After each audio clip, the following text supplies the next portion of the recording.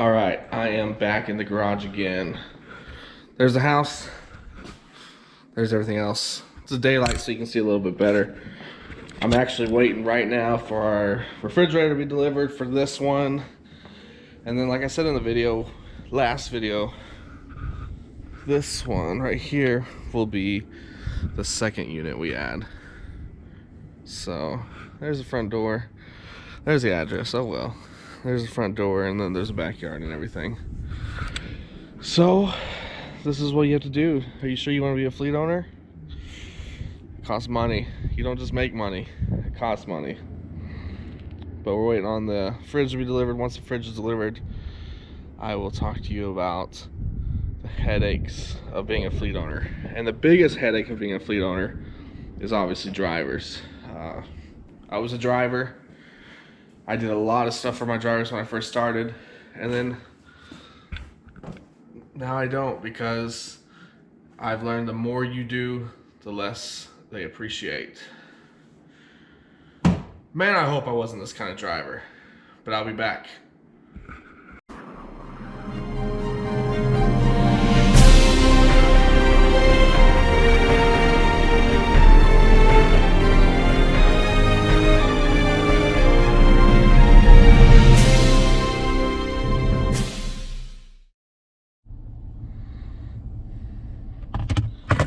Oh man.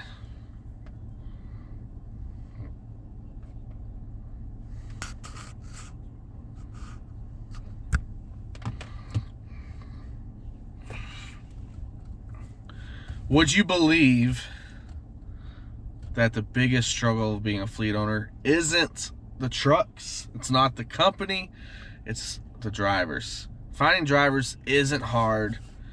Finding good drivers is hard.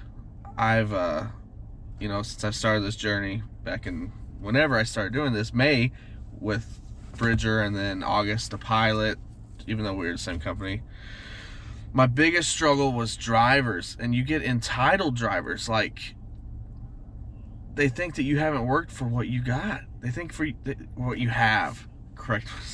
They think that you haven't worked for what you've achieved. It just fell in my plate.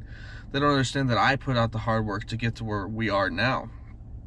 I had a couple, man, they can fool you when you're talking to them on the phone, when you're talking to them on email or Facebook. They'll fool you, and you have to be really careful, because they can fool you, and they will, and they'll do it every time, and they'll come and they'll be completely toxic. The best people, the best drivers you think that you can get, like you're like, man, this is the best driver, this is, I can just have a great feeling, will be the most toxic one that will ruin it for multiple people.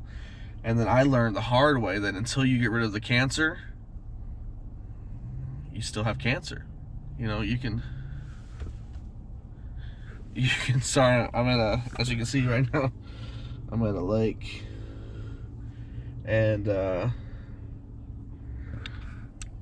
I don't know, there was some crazy noise behind me, but until you get rid of the cancer, you still have cancer, unfortunately. So I've got a great group of guys now. There's been a little bit of, I've hired some new ones, they've left, and they stayed for a week or two, and then something happened, or I don't know, or they don't show up, or they come out for orientation and then they decide that oil's not for them. Whatever, if oil's not for you, that's cool. It is what it is. We're not changing what we're doing right now. This is what we're doing. We've got 3 trucks out here now.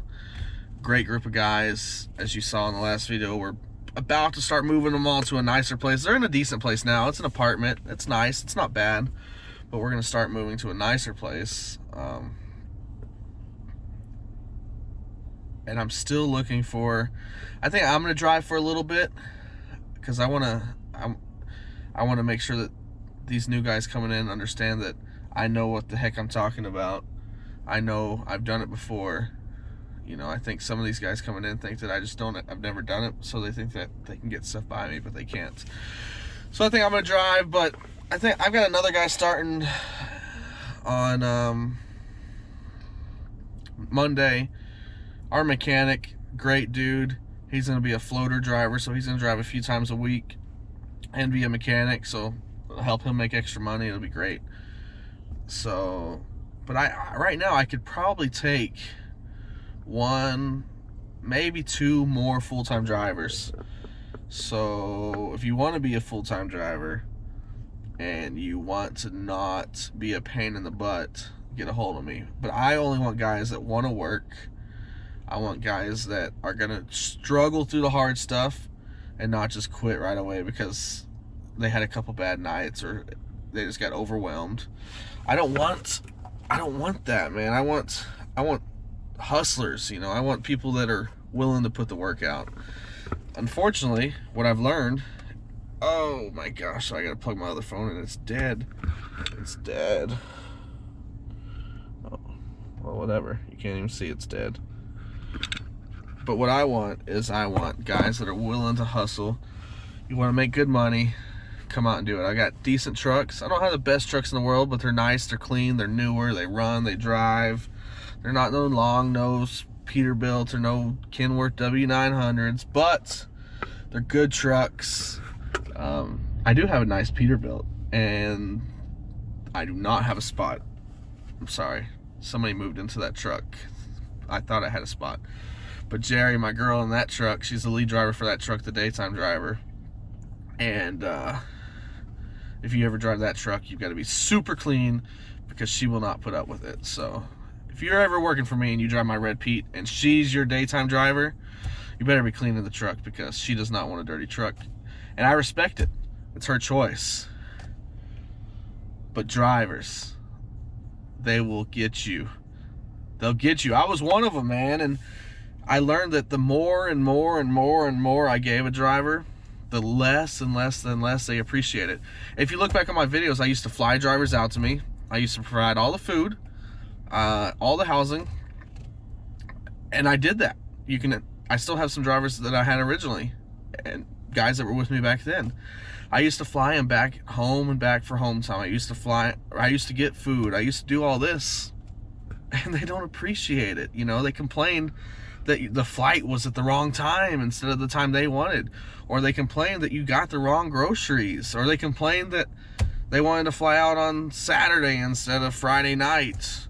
It's just, God, man, like, I literally was paying for their flights to go home for home time. All they had to do was work with me for 4 or 5 weeks, and I'd fly them home for a week, and then I'd fly them back to work on my dime.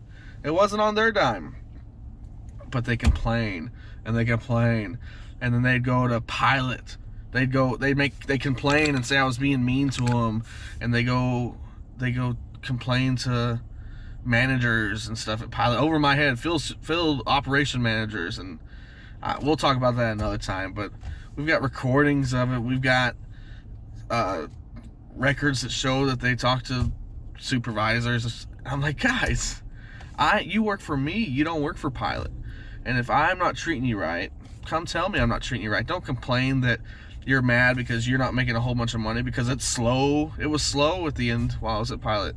And a driver may have made $1,600 a week instead of $1,800 a week, or he may have made $1,500, you know, because they only got 19 loads that week. It was slow. There was nothing I could do about it. So your complaint was stupid. I mean, it's just, I'm not going to name the names, but I know you're watching this video, and you know who you are, and you know what we all think about you. That's completely serious. That was to my cancer. I know you're watching it.